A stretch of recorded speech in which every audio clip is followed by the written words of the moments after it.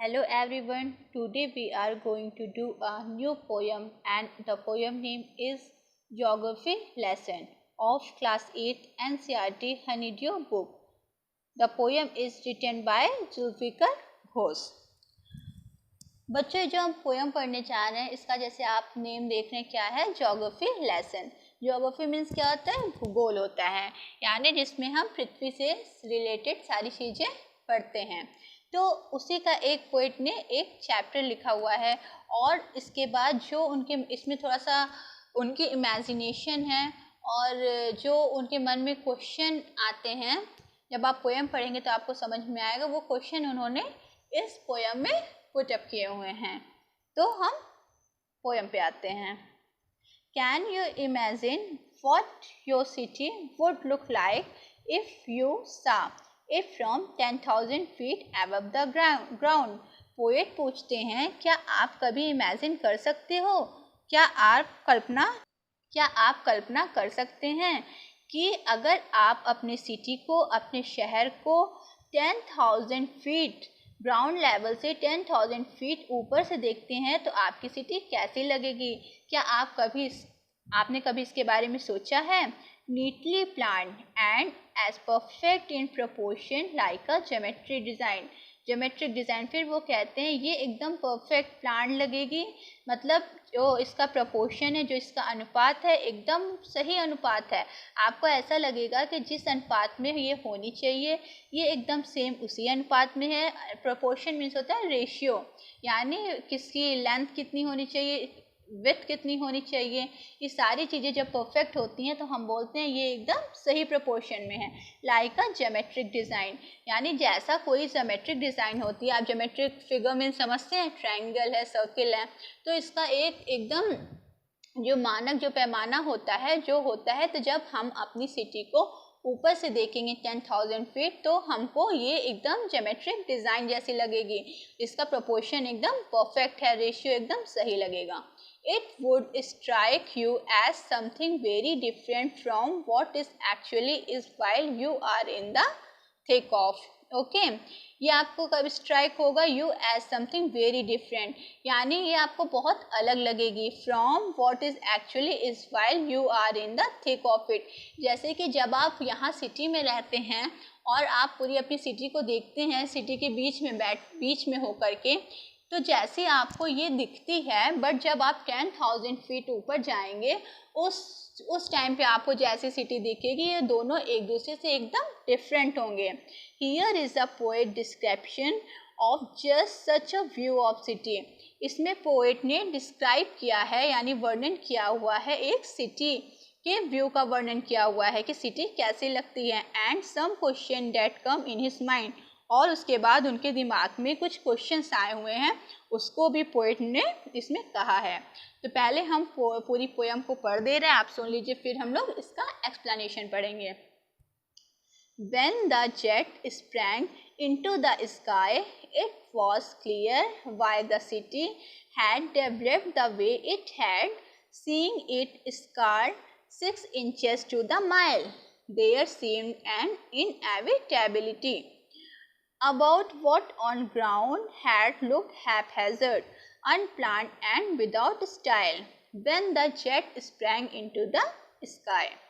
When the jet reached 10,000 feet, it was clear why the country had cities where the rivers ran and why the valleys were populated. The logic of geography, that land and water attracted man, was clearly delineated. When the jet reached 10,000 feet, when the jet rose 6 miles high, it was clear the earth was round and that it had more sea than land. But it was difficult to understand that the men on the earth found causes to hate each other, to build walls across cities and to kill. From that height it was not clear why. Zulfikar Ghosh. देखिए बच्चों, अब हम first stanza पे आते हैं। First stanza क्या कह रहा है।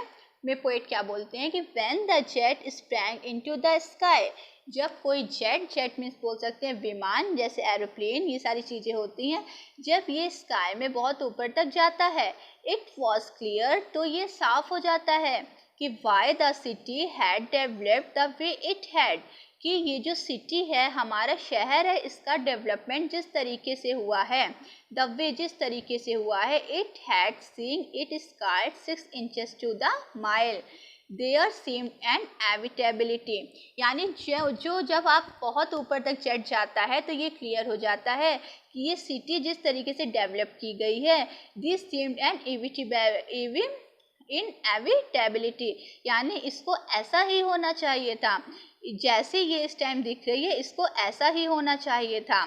About what on ground had look haphazard, जब हम ग्राउंड लेवल पे होते हैं, ग्राउंड पे होते हैं, तो ये हमको हैपहैज़र्ड मीन्स होता है बिखरी हुई चीज़ें, यानी अनप्लान्ड, जब ये अनप्लान्ड सी दिखती है, यानी जैसे लगता है कि कोई प्लानिंग नहीं है, कोई भी चीज़ कहीं पे भी हमें कुछ समझ में नहीं आता, एंड विदाउट स्टाइल, और जैसे लगता है कि इसका कोई स्टाइल ही नहीं है, बस ये बिखरी हुई सी है।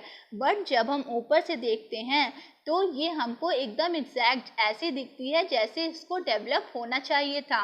When the jet sprang into the sky, जब हमारा विमान या जब विमान ऊपर की तरफ जाता है, पोएट बोलते हैं कि उनका ये कहने का मतलब है कि जब हम सिटी में रहते हुए सिटी को देखते हैं तो हमें ये अनप्लान्ड दिखती है, हैपहैज़र्ड दिखती है, बट वही जब हम जेट से ऊपर के स्काई से इसको देखते हैं तो हमें एकदम एग्जैक्ट दिखती है, जैसी होनी चाहिए वैसी ही दिखती है।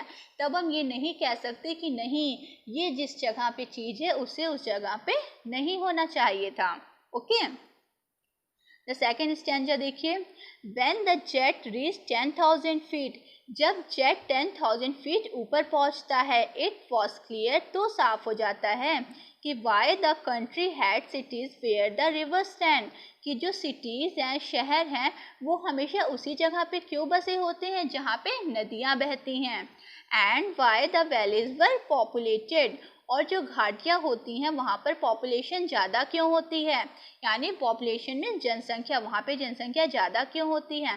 द लॉजिक ऑफ जोग्राफी, की जोग्राफी का जो तथ्य है, that land and water attracted, फिर वो बोलते हैं कि जो लैंड, भूमि और पानी होते हैं, मानव को अट्रैक्ट करते हैं, मानव इन दोनों ही चीज़ों से आकर्षित होता है। वॉज क्लियरली डेलिनेटेड, ये साफ दिखाई देता है, कब साफ दिखाई देता है, जब विमान जेट बहुत 10,000 फीट ऊपर की तरफ जाता है। When the jet reach 10,000 feet, फिर वही कहते हैं कि जब जेट 10,000 फीट ऊपर जाता है। तो दो स्टैंजा में, लास्ट और इस सेकंड स्टैंजा में पोएट ने क्या कहा कि जब जो जेट है वो 10,000 फीट ऊपर जाता है, तब ये क्लियर हो जाता है कि जो सिटीज़ होती हैं वो हमेशा जहाँ रिवर स्टैंड करती हैं, यानी जहाँ नदियाँ बहती हैं उसके ही किनारे क्यों बसी होती हैं, और जो वैलीज़ हैं वहाँ पे पॉपुलेशन बहुत ज़्यादा क्यों होती हैं। फिर वो ये कहते हैं, ये भी पता चलता है, जो ज्योग्राफी का तथ्य है, जो लॉजिक है ज्योग्राफी का, कि जो लैंड है, वाटर है, वो मैन को अट्रैक्ट करता है। वॉज क्लियरली डेलिनेटेड, ये साफ साफ दिखाई देता है, कब दिखाई देता है, जब जेट ऊपर की तरफ जाता है। थर्ड स्टैंजा क्या है, when the jet rose 6 miles high, यानी जब जेट 6 मील ऊपर तक चला जाता है, ऊंचाई तक पहुंच जाता है। It was clear the earth was round, तब ये पता चल जाता है, ये साफ हो जाता है कि हमारी पृथ्वी गोल है। And that it had more sea than land, और ये भी क्लियर हो जाता है कि हमारी पृथ्वी पर जितना समुद्र का भाग है वो भूमि से बहुत ज़्यादा है, कि भूमि की, लैंड की अपेक्षा समुद्र का एरिया ज़्यादा है। ये जब हम 6 मील हाई जाते हैं तब पता चलता है। But it was difficult to understand, फिर लास्ट में जो पोएट हैं वो अपने इमोशंस को शो करते हैं कि उन्हें सारी चीज़ें जो जोग्राफिकल हैं वो तो पता चल जाती हैं, बट उन्हें क्या पता नहीं चलता। वो कहते हैं कि ये समझना मुश्किल है, that the man on the earth found causes to hate each other, कि मुझे ये नहीं पता चलता कि मानव ने पृथ्वी पर एक दूसरे से घृणा करने का कारण कैसे ढूंढ लिया। टू बिल्ड वॉल्स, आपस में वॉल्स कैसे बना ली, दीवारें कैसे बना ली, अक्रॉस सिटी, शहर को अलग करने के लिए, एंड टू किल, और एक दूसरे को मारने के लिए। From that height it was not clear why, वो बोलते हैं कि मुझे सारी चीज़ें तो समझ आ गई, ऊपर गया मैं और ऊपर गया, बट मुझे ये नहीं समझ में आया कि जो मानव हैं, जो मैन हैं, उन्होंने आपस में एक दूसरे से हेट करने का रीज़न कैसे ढूंढ लिया, और उन्होंने आपस में बंटवारे के लिए दीवार कैसे बना ली, और उन्होंने एक दूसरे का मारने का कारण कैसे ढूंढ लिया। मैं इतनी ऊंचाई पर गया फिर भी मुझे ये चीज़ क्लियर नहीं हो पाई। जुल्फिकर घोष। ओके, एक बार हम शॉर्ट में देखते हैं। पोएट ये कहना चाहते हैं कि जब जेट हमारा ऊपर की तरह, जेट हमारा स्काई में जाता है तो हमें ये क्लियर हो जाता है कि जो सिटी हमारी जब हम नीचे रहते हैं तो जैसी दिखाई देती है, ऊपर उससे एकदम डिफरेंट दिखाई देती है, यानी वो ऐसी दिखाई देती है जैसी उसको होना चाहिए था। एकदम हम ये नहीं कह सकते कि ये चीज़ गलत है, ये इनएविटेबल है। ओके, और जब जेट और ऊपर जाता है, 10,000 फीट जाता है, तो ये क्लियर हो जाता है कि जो सिटीज़ होती है वो रिवर के किनारे ही क्यों बसी होती हैं, और जो वैलीज़ होती है उसमें ज़्यादा पॉपुलेशन क्यों होती है। और जो ज्योग्राफी का लॉजिक भी क्लियर हो गया कि जो लैंड और वाटर हैं वो मैन को अट्रैक्ट करते हैं। और फिर जब हम 6 माइल ऊपर जाते हैं तो हमें क्लियर हो जाता है कि जो अर्थ है वो गोल है, और जो सी का एरिया है वो लैंड से बहुत ज़्यादा है। और ये कहते हैं कि सब कुछ तो समझ आ गया, लेकिन ये समझना मुश्किल हो रहा है कि जो मैन है उसने कैसे आपस में लड़ाई झगड़ा करने का, एक दूसरे का मारने का रीज़न ढूंढ लिया, और आपस में बंटवारे के लिए वॉल कैसे बना ली। तो ये पोएट को समझ में नहीं आता है। ओके, देखिए आप जो ग्लॉसरी में वर्ड दिए हुए हैं, डिफिकल्ट वर्ड, उसको देखिए। इनएविटेबल मीन्स होता है जिसको टाला नहीं जा सकता, यानी जो एकदम इम्पोर्टेंट, जिसको करना ही करना है, date can not be avoided, इसको हम अवॉइड नहीं कर सकते। हैपहैज़र्ड मीन्स होता है विदाउट प्लान और ऑर्डर, यानी जब कोई चीज़ बिना प्लान के होती है, बिना क्रम के होती है, तो उसको हम बोलते हैं हैपहैज़र्ड। डेलिनेटेड में शोन, यानी क्लियर, जो चीज़ हमको एकदम साफ दिखाई देती है उसको हम क्या बोलते हैं, डेलिनेटेड। अब आप आ जाइए क्वेश्चन पे, आ जाइए वर्किंग विद द पोयम। तो आपका फर्स्ट क्वेश्चन क्या है, find 3 or 4 phrases in stanzas 1 and 2 which are likely to occur in a geography lesson. So the answer first is scalded 6 inches to the mile. Second, valleys were populated and land and water attracted man.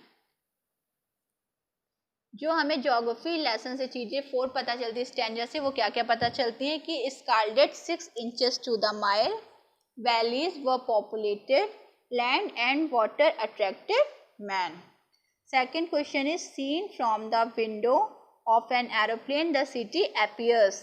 जब हम aeroplane की window से देखते हैं तो हमें city कैसे दिखाई देती है, as haphazard as on ground, as neat as a map, as developed as necessary. तो करेक्ट क्या होगा, as developed as necessary, यानी जैसी होनी चाहिए वैसी ही डेवलप्ड दिखाई देती है। Third, which of the following statement are example of the logic of geography? तो there are cities where there are rivers, ये तो ट्रू है, ये ज्योग्राफी का लॉजिक है कि हमेशा शहर वहीं बसे होते हैं जहाँ रिवर्स बहती है। सेकंड क्या है, cities appear as they are not from 6 miles above the ground, तो ये तो ज्योग्राफी का फैक्ट नहीं है, लॉजिक नहीं है। थर्ड क्या है, it is easy to understand why valleys are populated, ये भी ज्योग्राफी का आपका लॉजिक है कि हमेशा वहाँ पे ही जनसंख्या ज़्यादा क्यों होती है। जब ऊपर गए थे तो उनको ये भी पता चल गया था कि वैलीज में, घाटियों में जनसंख्या बहुत ज़्यादा क्यों होती है। Fourth, it is difficult to understand why humans hate and kill one another, तो ये तो नहीं समझ में आता, ये ज्योग्राफी का लॉजिक नहीं है। Fifth, the earth is round and it has more sea than land. Okay, fourth, I mention 2 things that are clear from the height and not clear from the height, तो हमें ऐसी चीज़ें mention करनी है जो height पे clear हो रही थी, मतलब ऊंचाई पे जाने पे पोइट को कौन सी ऐसी चीज़ थी जो क्लियर हो जा रही थी, और पोएट को ऐसी कौन सी चीज़ थी जो क्लियर नहीं हो रही थी? तो कौन सी चीज़ क्लियर हो रही थी? First, the earth is round and it has more sea than land, कि जो पृथ्वी है वो गोल है और समुद्र जो है वो लैंड से ज़्यादा है। और कौन सी नहीं क्लियर हो रही थी? कि Y man hate each other and build walls across the cities. Okay, अब इसमें सेंट्रल आइडिया जो पोएम को बहुत ज़रूरी होता है वो सेंट्रल आइडिया हम आपको करा दे रहे हैं, ठीक है। हम बोल रहे हैं, आप सेंट्रल आइडिया को नोट कर लीजिएगा। Question, some of the main ideas of the poem in about 50 words. Answer, the poet flew over the city in a jet plane. He found the city spread in a disorderly manner, but he knew it was unavoidable. From the height of 10,000 feet, he saw the rivers and valleys. He well understood why the valleys were populated. The land and water facility attracts people.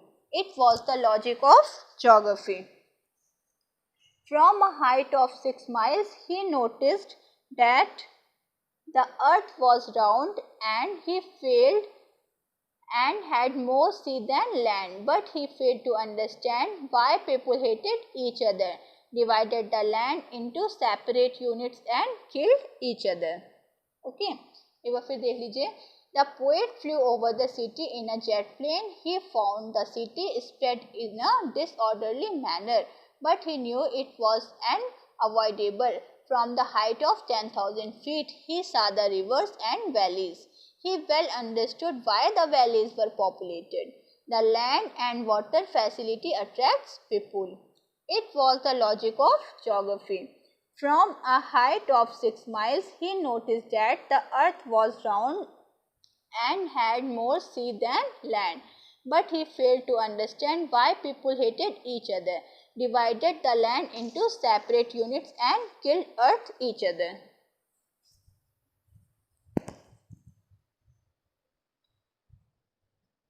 The second question is, what lesson of geography did the poet learn when he flew above his city? The answer is, as the poet flies in a jet, he notices that the cities below were not properly planned. Full stop. He could see why it was so. From height of 10,000 feet, he noticed that valleys were populated. It was quite reasonable and understandable. Full stop. It was the compulsion of geography that people should settle down in places with flat land and plenty of water and food. It is quite illogical why people hate and kill one another. It is greatly inhuman. देखिए, एक बार हम फिर से इसको समझा दे रहे हैं। As the poet flies in a jet, जब पोएट जो है जेट से ऊपर की तरफ जाता है वो नोटिस करता है, ही नोटिस है that the cities below were not properly plan, कि जो सिटी नीचे है वो अच्छे से प्लान नहीं की गई है। He could see why it was so. From height of 10,000 feet he notice that valleys are populated, और जब वो 10,000 फीट ऊपर जाता है तो वो नोटिस करता है कि जो वैलीज है वहाँ पे ज़्यादा जनसंख्या क्यों है। It was quite reasonable and understandable, ये सारी चीज़ें उसे इसका तर्क, रीज़न यानी तर्क, और बहुत अच्छे से समझ में आ जाती हैं। It was the compulsion of geography, ये सारी चीज़ें ज्योग्राफी के ऊपर बेस्ड हैं।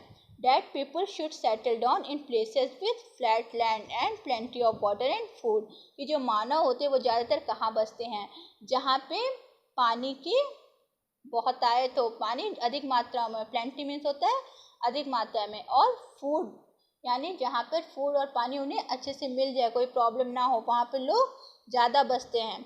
It is quite illogical why, लेकिन उनको ये चीज़ नहीं समझ में आती है, ये तर्क उन्हें नहीं समझ में आता है, ये अतार्किक लगता है, इलॉजिकल लगता है कि why people hate and kill one another, it is greatly inhuman, कि क्यों लोग जो है एक दूसरे से लड़ते हैं और एक दूसरे को मार देते हैं, और ये जो है इनह्यूमन है, ह्यूमैनिटी नहीं है, यानी ये मानव के गुण में नहीं है। उन्हें सारी चीज़ें तो क्लियर हो जाती हैं बट उन्हें ये चीज़ क्लियर नहीं हो पाती हैं। तो बच्चों सारी सेंट्रल आइडिया से लेके हमने एक्स्ट्रा क्वेश्चन और जो आपके एक्सरसाइज में था सारे क्वेश्चन हमने करा दिए हैं। और चैप्टर ये जो आपका पोयम है जुल्फ़िकर घोष पोएट है, इन्होंने जो ज्योग्राफी लेसन की बहुत अच्छी पोयम लिखी हुई है, ये आपको अच्छे से समझ आ गई होगी मुझे लगता है। अब आप अच्छे से इस पोयम को पढ़ लीजिएगा, सेंट्रल आइडिया और सारी एक्सरसाइज कर लीजिएगा अपनी कॉपी में। ओके, फिर हम नेक्स्ट चैप्टर जो है वो आगे डिस्कस करेंगे। Thank you.